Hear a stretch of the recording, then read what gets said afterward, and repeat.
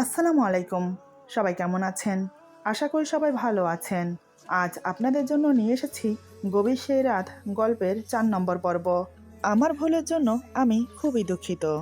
গতকাল এ পর্বটা পাবলিশ করা হয়েছিল, কিন্তু কিছু সমস্যার জন্য পর্বটাকে ডিলিট করতে হয়েছে। তাই আজ পুনরায় সেই গল্পটা নিয়ে এসেছি। আশা করি গল্পটি আপনাদের ভালো লাগবে। তাহলে চলুন শুরু করা যাক। ঠোঁট ছেড়ে দিয়ে আমার ঘাড়ে চুম্বন করে আমার চুল সরিয়ে আমার পিঠে ছোট ছোট করে চুমো দিতে থাকে। এভাবে প্রায় বেশ কিছুক্ষণ চলে। এদিকে আমার চোখ থেকে অনর্গল জল গড়িয়ে পড়ছে। আমার এই নিস্তব্ধ কান্না ওনার চোখে পড়েও পড়ছে না। ওনার স্পর্শ আমার শরীরে ঘিন ধরিয়ে দিচ্ছে। আমার আর সহ হচ্ছে না ওনার স্পর্শ। আমি আর সহ্য করতে না পেরে এক ঝটকায় নিজেকে ছাড়িয়ে নিলাম। বসা থেকে উঠে দাঁড়িয়ে ওড়না ঠিক করে বললাম, এটা কি করছেন আপনি? কেন বুঝতে পারছেন না? আমি এসব করতে একদম ইচ্ছুক নই। আমাকে ছেড়ে দিন। কথাগুলো বলতে বলতে বার কয়েক ঠোঁট ওড়না দিয়ে মুছে নিলাম। এদিকে ওনাকে এভাবে সরিয়ে দেওয়াতে উনি খুব রেগে যায়। উনি এসে আমাকে দেয়ালের সাথে ঠেসে ধরে এক হাতে আমার গলা শক্ত করে টিপে ধরে বলে, তোমার সাহস তো কম না? তুমি আমাকে ধাক্কা মেরেছ? এত বড় সাহস আসে থেকে তোমার? একটা কথা মনে রেখো, আমি যা বলি তাই করি। যদি নিজের সম্মান পেয়ারি হয় তাহলে চুপচাপ আমার কথা মেনে চলো। তা না হলে এই এগ্রিমেন্টের একটা কপি সবার ল্যাপটপে পাঠিয়ে দেব। তা করতে আমার বেশিক্ষণ সময় লাগবে না। গ্রুপে ছেড়ে দিলেই চলবে। বুঝেছ তুমি? আর ভবিষ্যতে আমাকে রাগানোর চেষ্টা করবে না। এখন যাও, হাতের কাজ শেষ করে রেডি থাকো আমার সাথে বাসায় যাওয়ার জন্য। আজ তোমাকে বোঝাবো আমাকে ধাক্কা দেওয়ার মজা। এই বলে উনি আমাকে ছেড়ে দিল। এদিকে শক্ত করে গলা টিপে ধরার কারণে আমার গলা ব্যথায় টনটন করছে। উনি ছেড়ে দেওয়ার সাথে সাথে আমি মুখ চেপে ধরে মেঝেতে বসে পড়ি। বেশ কিছুক্ষণ সময় লাগলো ধাতস্থ হতে। তারপর উঠে চোখ মুখ ভালো করে মুছে ধীরে ধীরে ওনার কেবিন থেকে বেরিয়ে এলাম। বাহিরে এসে এমন ভাব করলাম যেন কিছুই হয়নি ভেতরে। চোখের পানি গোপন করে মাথা নিচু করে সোজা নিজের কেবিনে চলে গেলাম।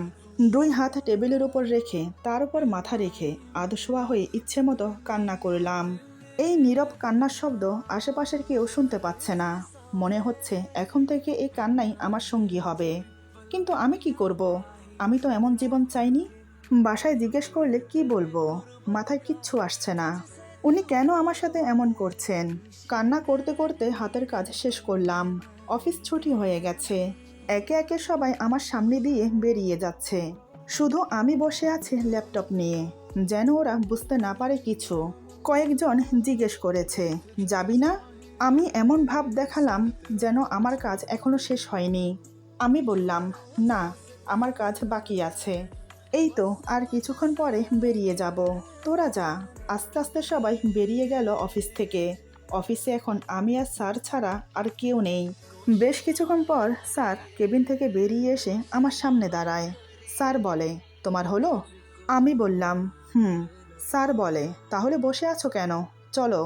আমি কাঁধে ব্যাগ ঝুলিয়ে স্যারের পিছু নিলাম। রাত এখন 8টা বাজে।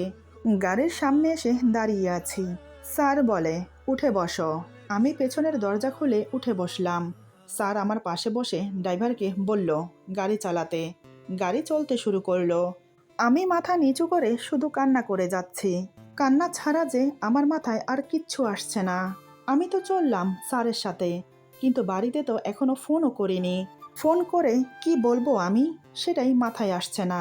হঠাৎ স্যারের কথায় আমি চমকে উঠলাম। স্যার বলে, বাসায় ফোন করে বলেছ তুমি রাতে নাইট ডিউটি করছো? আমি স্যারের মুখের দিকে বেশ অবাক হয়ে তাকালাম। আমি বললাম, না। স্যার বলে, এখন থাক। গাড়ি থেকে নেমে ফোন করে নিও। আর হ্যাঁ, এখানে কান্না করার কিছু নেই। তাই যা হচ্ছে তার সাথে মানিয়ে নেওয়ার চেষ্টা করো। আমি হাত জোর করে বললাম, এবারের মতো কি মাফ করে ছেড়ে দেওয়া যায় না? স্যার বলে, আরে তুমি কি এমন অন্যায় করেছ যার জন্য মাফ চাইছো? ছি, এমন করে মাফ চাইতে নেই। বুঝতে আর বাকি রইল না এই লোক আমাকে ছাড়বে না। এর হাত থেকে আমি রক্ষা পাবো না। এদিকে স্যার আমার কাঁধে হাতে রেখে আমাকে আরও ওনার কাছে টেনে নেয়। আমার বুক ওনার বুকের সাথে লেপ্টে যায়। কাঁধে রাখা হাত ধীরে ধীরে ঘাড় গলা বেয়ে আমার বুক স্পর্শ করে। আমি কেঁপে উঠে নিজেকে গুটিয়ে নেই। স্যারের হাত আমার বুকে বিচরণ করতে থাকে, অন্য হাত আমার এক হাত ধরে আছে। এভাবেই পুরো রাস্তা চলতে থাকে। লোকটার নিয়তি যে এত খারাপ আমি জানতাম না। সাহায্য চাইতে এসে ওনার পাতা ফাঁদে পা দিয়ে ফেললাম আমি। আচ্ছা, উনি কি শুধু আমার সাথেই এমন করছে, নাকি অন্য মেয়েদের সাথেও এমন করে? নানান কথা ভাবতে ভাবতে ওনার বাড়িতে এসে পৌঁছালাম।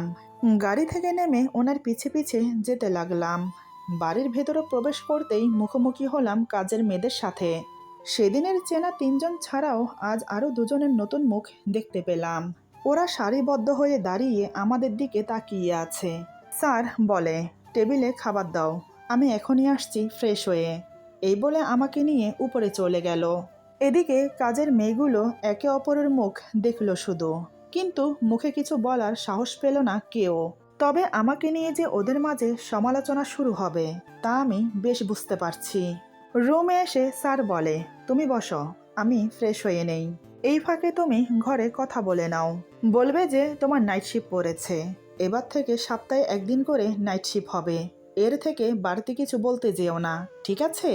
এই বলে ফ্রেশ হতে চলে গেল। উনি আমাকে যা শিখিয়ে দিল আমি তাই বললাম ঘরে। আমার কথা শুনে প্রথমে মা একটু চেঁচামেচি করে, পরে বুঝিয়ে বলাতে শান্ত হয়। কিন্তু আমার মনকে যে আমি শান্ত করতে পারছি না। কেমন যেন অস্থির অস্থির লাগছে আমার। ইচ্ছে করছে এখান থেকে পালিয়ে যাই, কিন্তু এর হাত থেকে আমি বাঁচব কি করে? কথাগুলো ভাবতে ভাবতে স্যার বেরিয়ে এলো ফ্রেশ হয়ে। একটা সাদা টি শার্ট আর ট্রাউজার পরে আমাকে বলে, চলো নিচে, খাবে? আমি বললাম, আমি খাবো না, আমার খেতে ইচ্ছে করছে না। স্যার বলে, খেয়ে নাও, কারণ তোমার শরীরে শক্তির প্রয়োজন, তা না হলে আমাকে সামলাবে কি করে? সেদিন রাতের অভিজ্ঞতার কথা নিশ্চয়ই ভুলে যাওনি? আমি বললাম, আমার খিদে পায়নি, আপনি খেয়ে আসুন। স্যার বলে, ঠিক আছে, না খেলে নেই। এত জোরাজুরি করার বা তেল মাখিয়ে খাওয়ানোর অভ্যাস আমার নেই। এই বলে তিনি নিজেই খেতে চলে গেল। আমি শুধু কান্নামাখা মুখ নিয়ে ওনার দিকে তাকিয়ে রইলাম। আমি যেভাবে বসেছিলাম সেভাবেই বসে আছি। স্যার বেশ অনেকটা সময় পর রুমে এলো। আসার সময় মদের বোতল আর গ্লাস নিয়ে আসে। বুঝতে পারলাম উনি এখন ড্রিঙ্ক করবে। করলে করুক, তাতে আমার কি? কিন্তু এই গন্ধটা তো আমি একদম সইতে পারি না। কেমন যেন মাথা ঘোরায়, বমি বমি হয়। বসে বসে কথাগুলো ভাবছি, তখনই স্যার বলে, খাবে নাকি? আমি বললাম, আমি এসব খাই না। স্যার বলে, সেদিন খাওনি, আমি জোরও করিনি, কিন্তু আজ না খেলে জোর করে খাওয়াতে বাধ্য হব, কারণ আমি খেয়ে মাতাল হব, আর তুমি বেমাতাল থাকবে, খেলায় ঠিক জমবে না। তাই দুজনকেই মাতাল হতে হবে। সেদিন তুমি তোমার ইচ্ছায় এসেছ, কিন্তু আজ তুমি আমার ইচ্ছায়। তাই আমি যা বলবো তোমাকে সেটাই শুনতে হবে। এই নাও, এটা খেয়ে নাও। এই বলে হাফ গ্লাস মদ আমাকে এগিয়ে দেয়। আমি বললাম, প্লিজ স্যার, জোর করবেন না, আমি খাই না এসব, আমার এসবের অভ্যাসও নেই। স্যার বলে, আরে না করো না, একবার খেলে ঠিক হয়ে যাবে, নাও নাও খেয়ে নাও। আমি বললাম, স্যার প্লিজ, আমাকে জোর করবেন না, আপনার দুটো পায়ে পড়ি। কিন্তু কে শোনে কার কথা? উনি আমার গাল চেপে ধরে মুখ হাঁ করিয়ে মদ ঢালতে শুরু করে, আর আমি বেচারি না চাইতেও মদ ঢকঢক করে গিলে ফেলি। ছি, কেমন যেন তেতো তেতো। উনি আমার মুখ ছেড়ে দিতেই আমি মুখ বিকৃত করে নিলাম। আমার পেট গুলিয়ে বমি হতে লাগলো। দৌড়ে ওয়াশরুমে চলে গেলাম। ওয়াশরুমে গিয়ে বমি করে তারপর মুখে হাতে পানি দিয়ে বেরিয়ে এলাম। বমির সাথে কিছুটা মদ বেরিয়ে এসেছে, তবে ততক্ষণে আমার মাথা ঝিমঝিম করতে শুরু করেছে। আমি কোনো রকম ওয়াশরুম থেকে বেরিয়ে খাটে এসে বসলাম। এদিকে স্যার নিশ্চিন্তে বসে মদ খাচ্ছে। আমি 2 হাতে মাথা চেপে ধরি, কারণ আমার সামনে থাকা সব কিছু কেমন যেন ঝাপসা ঝাপসা মনে হচ্ছে। সামনের সব জিনিস ডাবল ডাবল দেখছি, কেমন যেন অন্যরকম একটা অনুভূতি হচ্ছে। স্যার আমার দিকে তাকিয়ে মিটমিট হাসছে। আমি বললাম, আমার এমন কেন লাগছে? আমার মাথাটা ঘুরছে। স্যার বলে, ও কিছু না, একটু নেশা হয়েছে। ততক্ষণে আমি হুঁশ হারিয়ে ফেলেছি। আমি নেশাকৃত হয়ে বললাম, নেশা হয়েছে? বেশ হয়েছে। সব কিছু কেমন যেন দুটো দুটো মনে হচ্ছে। এই দেখুন না, আপনিও দুজন। কোনটা আপনি? স্যার আমার হাত ধরে একটানে বুকে নিয়ে এসে বলে, এই তো, এটা আমি। আমি বললাম, হুম, সত্যি এটা আপনি। তাহলে অন্যজনকে? ও, আপনার যমজ ভাই। কিন্তু আগে তো কখনো দেখিনি। স্যার বেশ বুঝতে পারল হাফ গ্লাস মদে আমার বেশ নেশা হয়েছে। এখন আর দেরি করা যাবে না, আসল কাজ শুরু করতে হবে। আজ ও আমাকে না না করতে পারবে না। সারা রাত আমার প্রত্যেকটা ভালোবাসার রেসপন্স করবে। কথাগুলো ভেবে স্যার এক এক করে নিজের কাপড় সব খুলে ফেলল। এখন আমার নেশা সত্যমে চড়েছে। আমি হেসে বললাম, এ কি স্যার, আপনারা দুজন এভাবে বিবস্ত্র হয়ে গেলেন কেন? স্যার আমার কথার উত্তর না দিয়ে আমার কাছে এসে আমার কাপড় খুলতে লাগলো। আমি ওনাকে বাধা দেওয়ার চেষ্টা করলাম। স্যার জোর করে আমাকেও বিবস্ত্র করে ফেলল। আমাকে ধাক্কা দিয়ে বিছানায় ফেলে দিয়ে আমার উপর শুয়ে পড়ল। দুজনের নগ্ন শরীর একে অপরের সাথে মিশে যাচ্ছে।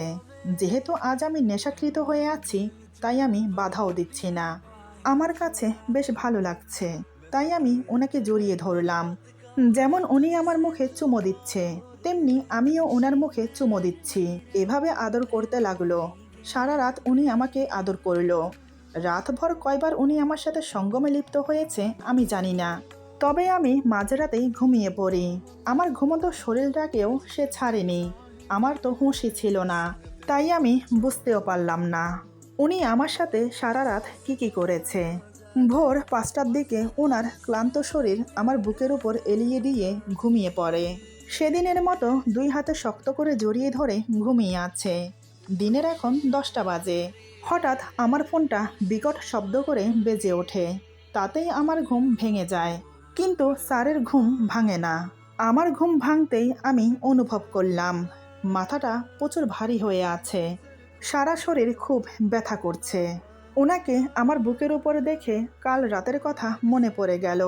উনি আমাকে জোর করে মদ খাইয়েছে। তারপর আমি বমি করে এসে খাটে বসলাম। এরপর কি হলো আর তো মনে পড়ছে না কিছু। তবে উনি যে আমার সাথে শারীরিক সম্পর্ক করেছে এটা বুঝতে পারছি। এসব ভেবে নিজেকে স্বাভাবিক করতে একটু সময় লেগে গেল। ততক্ষণে ফোন বেজে বন্ধ হয়ে গেছে। কিছুক্ষণ পর আবার ফোন এলো। ফোন হাতে নিয়ে দেখি মা ফোন করেছে। ঘড়ির দিকে তাকিয়ে দেখি দিনের 10টা 10 বাজে। সর্বনাশ, নাইট ডিউটির কথা বলেছি। আমার তো সকাল সকাল ঘরে যাওয়ার কথা, কিন্তু আমি তো এখনো এখানে পড়ে আছি। আমি তাড়াতাড়ি ওনাকে ধাক্কা দিয়ে সরিয়ে উঠে ফ্রেশ হয়ে কাপড় পরে নিলাম। এরপর ওনাকে ডাকতে এসে ওনার মুখের দিকে বেশ কিছুক্ষণ তাকিয়ে রইলাম। ওনার মুখ দেখলেই আমার মনে ওনার জন্য ঘৃণা ছাড়া আর কিছুই আসে না। আজ তো উনি অতিরিক্ত করে ফেলেছে। জোর করে মদ খাইয়ে সারা রাত আমাকে শোষণ করেছে। কি জঘন্য, কি নীচ ওনার বিচার। একটা মানুষ এতটা খারাপ হতে পারে, ওনাকে নিজের চোখে না দেখলে বুঝতে পারতাম না। আমি স্যারকে ডাকলাম, স্যার আমি বাসায় যাব, অনেক দেরি হয়ে গেছে। স্যার ঘুম ঘুম ভাব নিয়ে বলে, সমস্যা নেই, তুমি এখন আসতে পারো। আজ আর অফিসে যেতে হবে না, সারাদিন রেস্ট করো, যাও। আমি রুম থেকে বেরিয়ে এলাম। ওই দিনের মতো আজও ব্যতিক্রম হলো না। কাজের মেয়েগুলো আমার দিকে ড্যাব ড্যাব করে তাকিয়ে আছে। ওরা ছোট না, বোঝার মতো বয়স ওদের হয়েছে। একটা যুবতী মেয়ে একটা পরপুরুষের সাথে সারা রাত একটা রুমে থাকলে তাদের মধ্যে কি হতে পারে সবই ওরা জানে। তাই হয়তো বেশ অবাক হয়ে আমার দিকে তাকিয়ে থাকে, কিন্তু মুখে বলার সাহস পায় না। আর আমি ওদের চোখে চোখ মেলাতে পারি না। লজ্জায় অপমানে মাথা নিচু করে চলে আসি। তারপর একটা রিক্সা নিয়ে উঠে বসি। প্রায় আধা ঘন্টা পর ঘরে এসে পৌঁছালাম। ঘরে আসার সাথে সাথে মা শুরু হয়ে গেল আমাকে নিয়ে। মা রেগে গিয়ে বলে, হ্যাঁ রে, এই তোর আসার সময় হলো? কিসের নাইট ডিউটি? হ্যাঁ, কই আগে তো কখনো শুনিনি।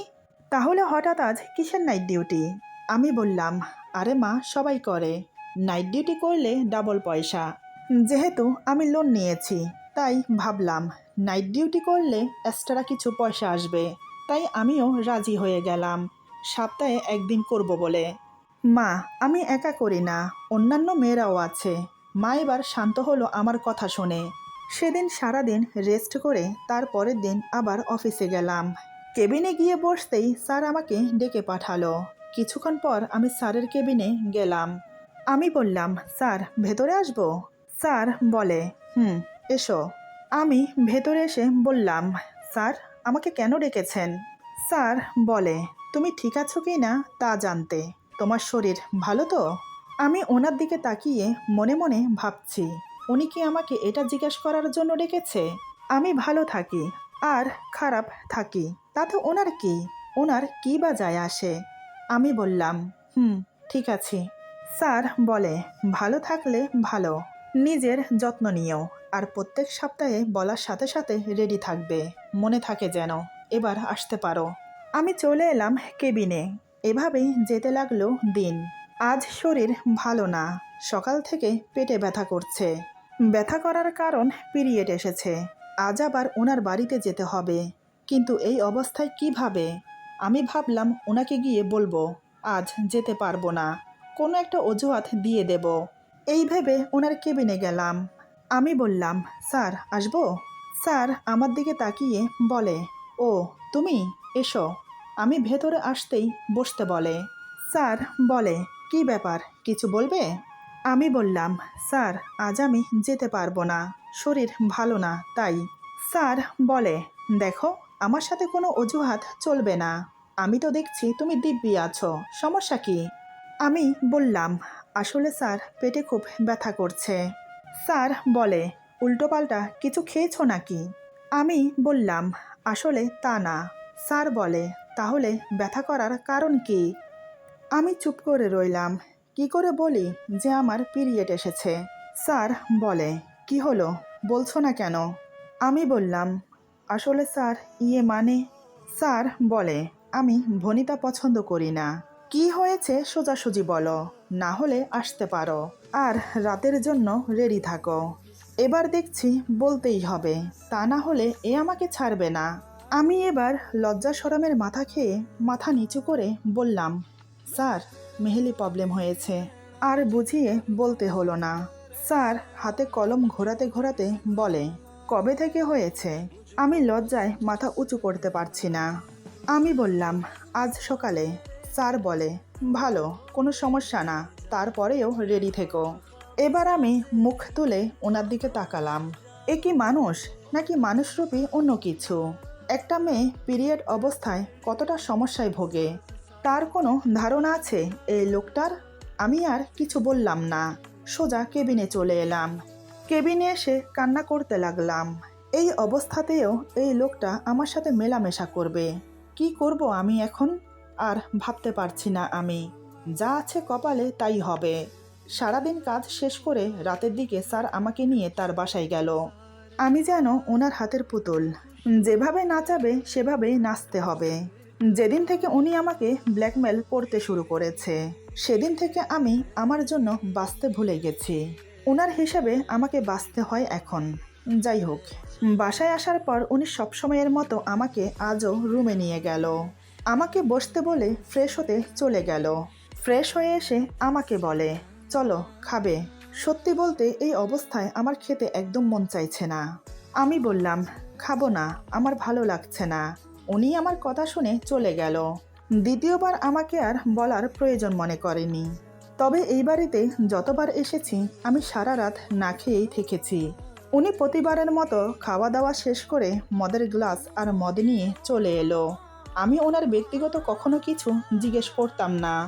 আজ কেন জানি কি মনে হতেই বললাম, আপনি কি সবসময় এগুলো খান? স্যার বলে, হুম। আমি বললাম, কবে থেকে খান? স্যার বলে, যবে থেকে আমার মা আমাকে ছেড়ে চলে গেছে। আমি বললাম, কিছু মনে না করলে জানতে পারি আপনার মা কোথায় গেছেন? স্যার বলে, জানি না, আর কখনো আমার ব্যক্তিগত কিছু জিজ্ঞেস করবে না। আমার সাথে কথা বলতে বলতে প্রায় অর্ধেক বোতল মদ শেষ করে ফেলেছে। আজ মনে হয় ভুল করে আমি পুরনো কথা মনে করিয়ে দিয়েছি, তাই হয়তো একটু বেশি খাচ্ছে। কিন্তু আমি নিরুপায়, কিছু বলার অধিকার আমার নেই, তাই চুপচাপ পাশে বসে আছি।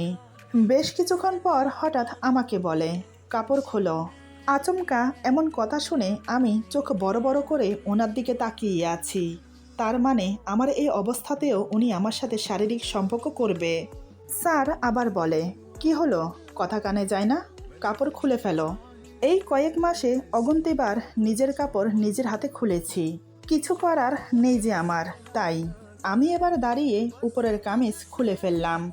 অমনি আমার ধবধবে ফর্সা বুকটা বেরিয়ে এলো।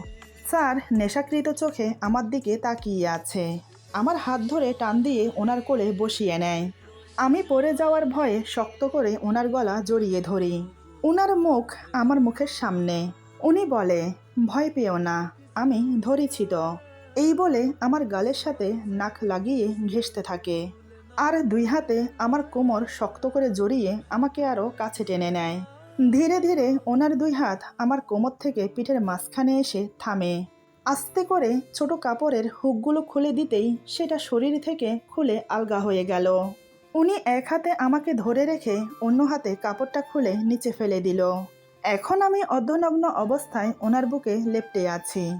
উনি আমার উন্মুক্ত বুকের মাঝখানে মুখ ডুবিয়ে নাক ঠোঁট চেপে ধরে জোরে জোরে নিঃশ্বাস নিয়ে শরীরের ঘ্রাণ নিতে থাকে আর ছোট ছোট করে চুমো দিতে থাকে। এভাবে আমাকে কোলে নিয়ে আস্তে করে বিছানায় উঠে আমাকে নিয়ে শুয়ে পড়ে। সত্যি বলতে আমার কাছে অসহ্য লাগছে। একে তো শরীর খারাপ, দ্বিতীয়ত পেটে ব্যথা করছে, তার উপর উনি এমন করছে। একদম বিষিয়ে গেছে মনটা আমার। কিছু বলতেও পারছি না আমি। এদিকে উনি আমাকে আদর করেই যাচ্ছে, শুধু উপরের অংশে। বেশ কিছুক্ষণ পর কম্বল গায়ে দিয়ে আমার বুকে মাথা রেখে আমাকে জড়িয়ে ধরে শুয়ে থাকে। উনি বলে, কিছু খাবে তুমি? আমি বললাম, না। উনি বলে, পেটের ব্যথা কমেছে? আমি বললাম, না। উনি বলে, খুব বেশি হচ্ছে? আমি বললাম, হুম। এবার উনি হঠাৎ এমন একটা কাণ্ড করলো যেটা আমি বাস্তবে কেন স্বপ্নেও আশা করব না। আমি ভাবনায় পড়ে গেলাম ওনার কাণ্ড দেখে। আজ মানুষটার কি হলো ঠিক বুঝতে পারছি না। এরপর যা হলো, আজকের গল্প এখানে সমাপ্ত। গল্পের বাকি অংশ পেয়ে যাবেন আগামী পর্বে। আশা করি গল্পটি আপনাদের ভালো লাগবে। তাহলে কমেন্টে জানাবেন। সবাই ভালো থাকবেন, সুস্থ থাকবেন। আল্লাহ হাফেজ।